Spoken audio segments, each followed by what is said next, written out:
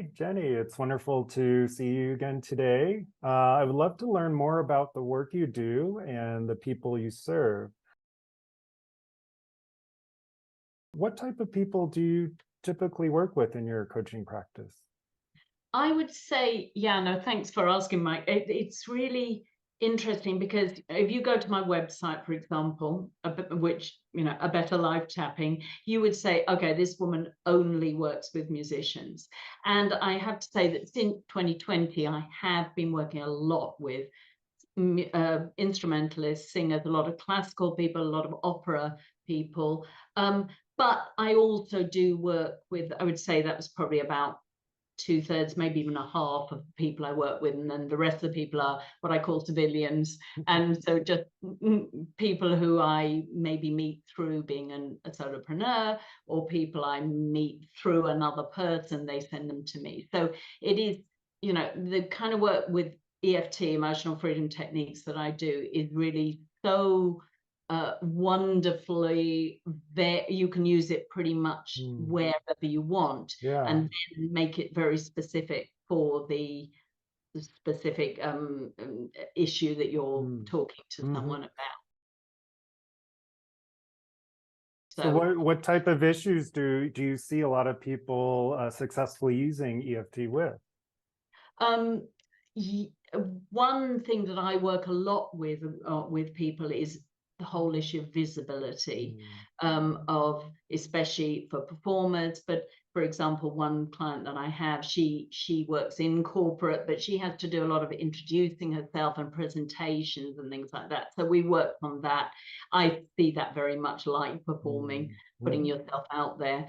The whole, not just literally speaking or playing or whatever it is, but also, I don't know, writing that email, sending that application, all the kind of ways that, or posting on social media, all the kind of ways that we expand. And people talk, of course, a lot about comfort zones and, sort of moving past the comfort zone. I like to think of it with EFT as expanding the comfort zone. So we're still within a comfort zone, but it's getting a bit bigger. So we can do more things more comfortably. One way ago, decades ago, one of the books that I read, one of the first personal development books that I read was Feel the Fear and Do It Anyway, which is, I don't know if you know this, but it's such a good book for performers. Feel the fear, do it anyway. But I love the idea of adding the tapping, which is feel the fear, tap it down from maybe 80% to 20%, and then do it. Do it in a much more comfortable way. So yeah, and so using EFT, which is literally we're talking about what is going on. One of the things which is really, I find one of the most powerful things about it is that we really look at what is. We look at the negative. I'm quick to, this morning, for example, I was working with a woman, and we did some tapping, and we started tapping and talking about, she'd been telling me she's feeling anxious about an upcoming trip. So we start talking and we're tapping and saying, I'm feeling anxious about this, things might go wrong. And I could feel her pulling back, and I stopped and I sort of said to her, I know we're saying all these negative things, and probably a part of you is going, oh, but it might be fine. I'm excited about this trip. And so really understanding, and this is not exclusive to EFT, of course, that we are many different parts, that there is a part of us that is really looking forward to this trip, or really looking forward to playing in an orchestra, or whatever the issue is. And then another part of us is really scared and really anxious and, worry we'll get criticized or whatever it is. And so understanding this, so we talk to that part of us that maybe never got a voice, the part that is scared or angry or sad or whatever. And I talk a lot with my clients about the idea that when we were little, maybe we never got to really express our feelings in the way we wanted to. We were shut down quickly because they're uncomfortable, and especially, I'm older than many of my clients, but back then negative emotions really were seen as very negative and should be moved through fast. Whereas now, and it's one thing this is emotional freedom technique, and that's how I see it as well. We're free not to indulge, and then we're just going to be in that negative emotion, but we can express it, therefore we move through it. So yeah, so that kind of thing, and it just depends on the person who I'm working with, or when someone's using tapping on their own. You're focusing on what's going on right then and there, and that will bring in all different kinds of aspects. And then how does a typical session or coaching experience look? So do you talk about energy, the nervous system, or how do you contextualize the practice? Yeah, that's such a good question. I would say, yes, we talk about both of those things. I definitely talk to people about this idea of our body being in fight or flight or freeze. The freeze aspect often, especially as performers, I think, is a big one as well. And how we can really, by recognizing that and just honoring that this is our body's way of trying to keep us safe. And sometimes it's overdone. And I mean, sometimes of course, it's necessary to be in that state, but we tend to be in there too much of the time. And so there's that aspect, the body aspect. And as performers, and you as a martial arts person, I'm sure this is the same thing. For me as a violinist, for example, very often there's fear of the fear, because I know what the fear can do to my performance. I know that if I'm scared and really afraid, I'm just my bow will shake, my hands will be slippery, I'll play out of tune. So the fear of the fear is a big one for performers, I would say. And so we can recognize that, and there's a pushing away of that. I don't want my bow to shake, but the more I resist it, the old what you resist persists. And I would say even grows.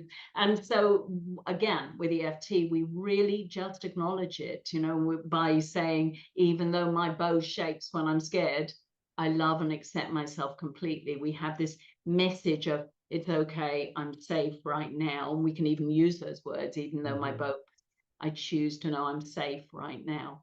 And so there's the fight with the nervous system, and it has been seen as well with tapping. They've done over 100 studies which have showed that it does regulate the nervous system. It brings down cortisol, which is a stress hormone. And so it really does. It's not just I'm doing this and, woo-woo kind of fingers crossed behind my back. It literally is rewiring the brain, bringing down the nervous system. So there's all of that.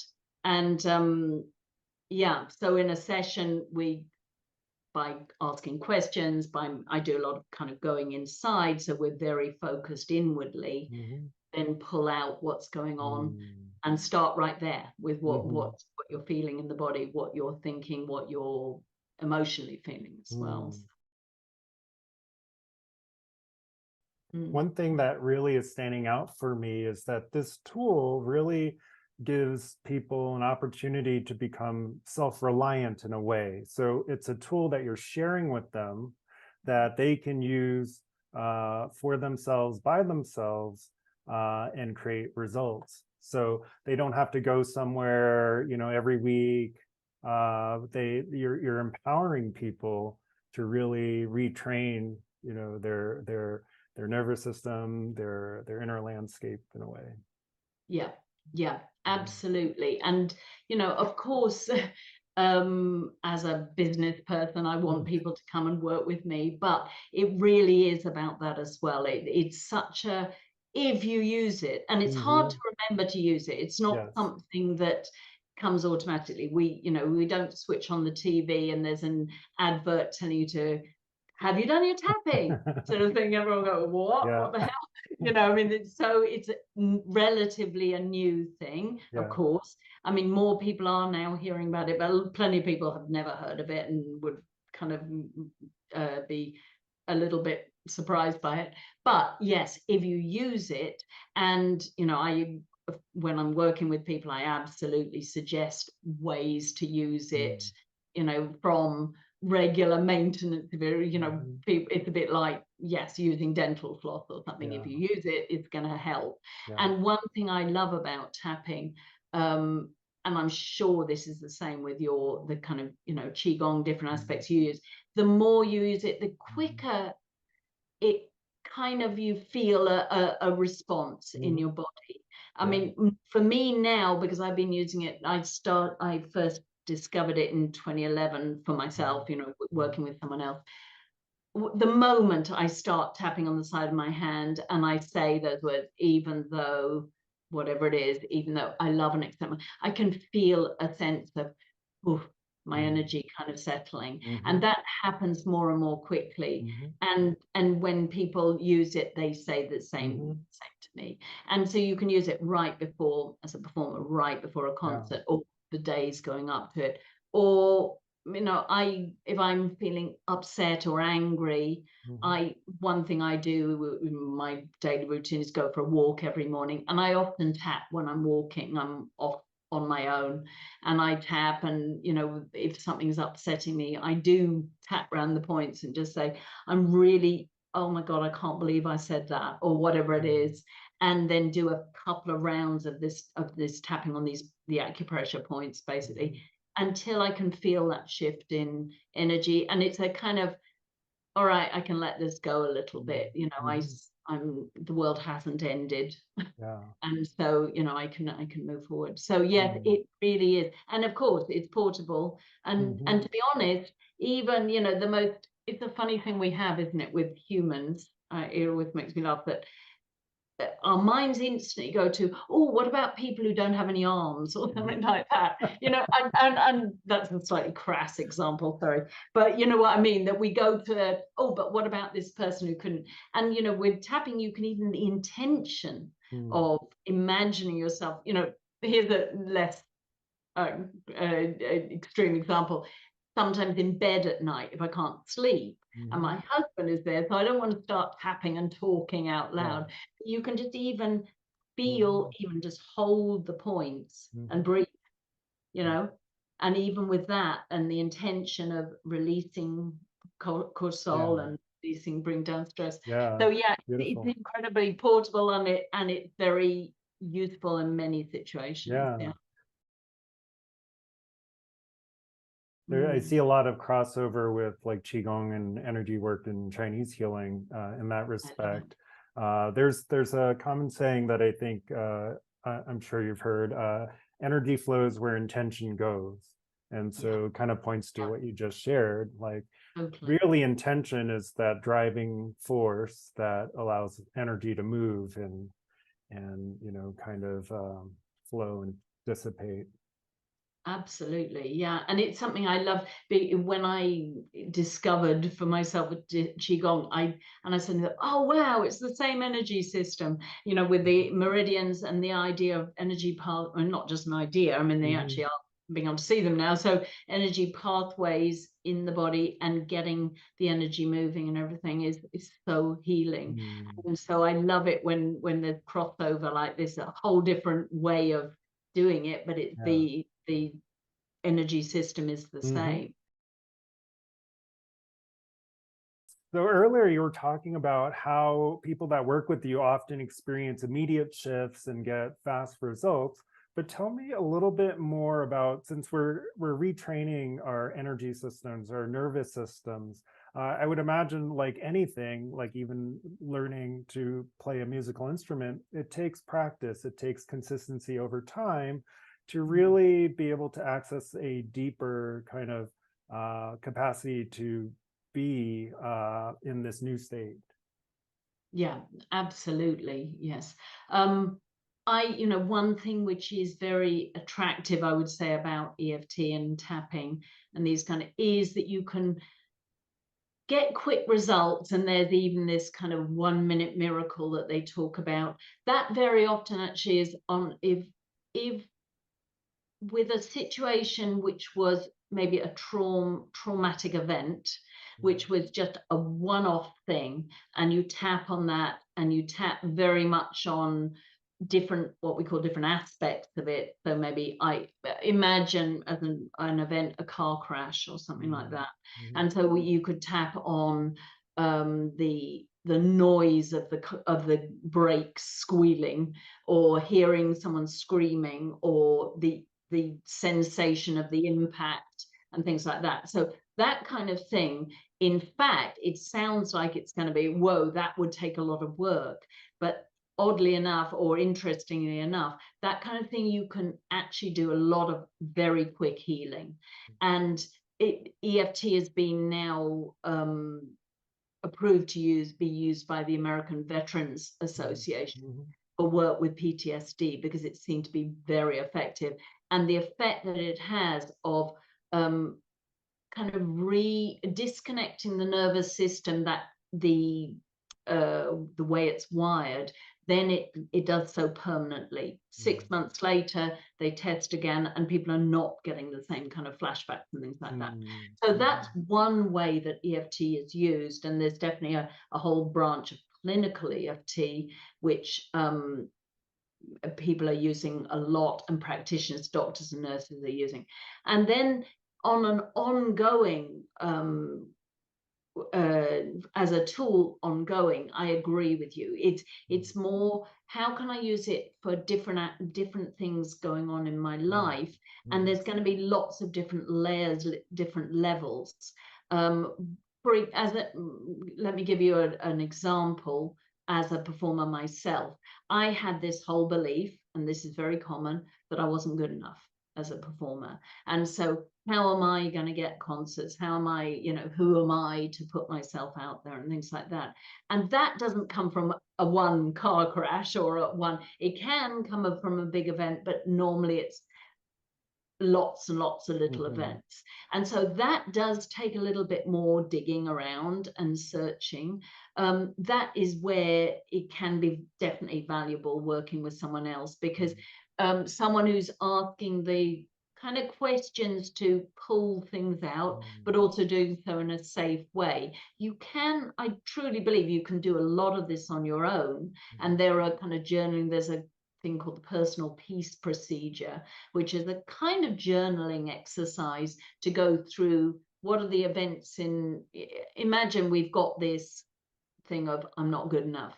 All right, what are the different moments that you remember right now which contribute to that time when the teacher in 4th grade told me, you'll never amount to anything, because they were in a bad mood that day, and you took it as, I'll never amount to anything. Or that time that your dad screamed at you because you were lazy and you didn't go, so all these different, or the time you did that audition and you didn't get in and it just confirmed your beliefs.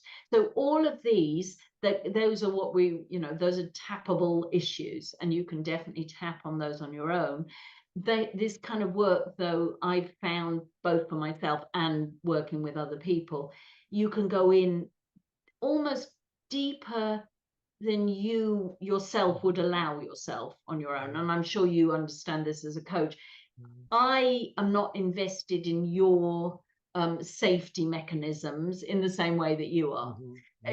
Of course, always with maximum security and maximum care, but and also having someone else's perspective. I think someone who's hasn't got the same wiring, the same belief system that you have, can also see things differently. So there's value, for me, there's a lot of value in both. The consistency, the day, using this, and it doesn't have to be every single day, but when you remember, so, oh yeah, maybe I could do a bit of tapping, great.